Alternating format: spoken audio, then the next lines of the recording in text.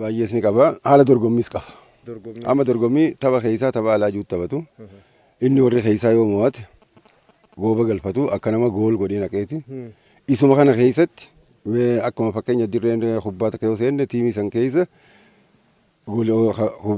kubbaa galchaan isa saniif hiru kan dhoorkatu kan mana eegu jira. Isaanis akkasumatti ha gooba eegu. Abbaa goobaa jedhanii qabanii. Abbaan goobaa san irra deemee galfata. Yeroo inni galchee isaaf dabaluudhaaf akkasitti akka nama gool jee gartee olu ta'a. Akkas jechuudha. Isiisa waan bareedduudha.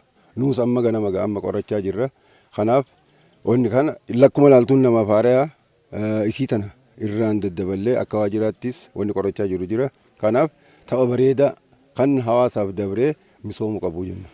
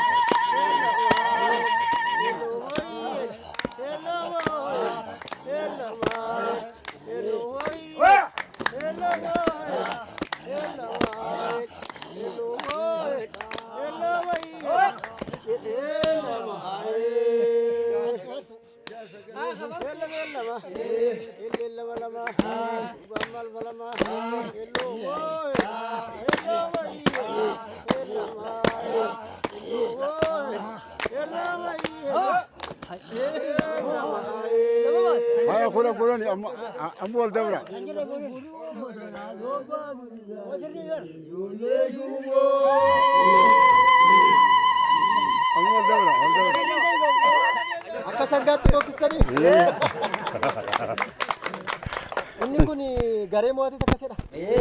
Gadi jettanii ijoollee shummoo kan jettas maalidha? Fudhadhee jechuun goobaan galee jechuudha. Goobaan galee. Injifanne golii galchee jechuudha. Sirra galchee nasi moo'ee. Amma salphiin tun karaa meeqaatamu yoo wal moogaa haatee kumarraa kudhan yoo kudhan irraa fudhatu warri kun moo'ee jira. Warri ji'a kana warri keessaa ammas warri keessaa yoo moo'e isaantu gooba fudhata. Akkatti wal mokkorsiisan. Warri namni taa'ee jedhuufoo gaheen qabu keessatti?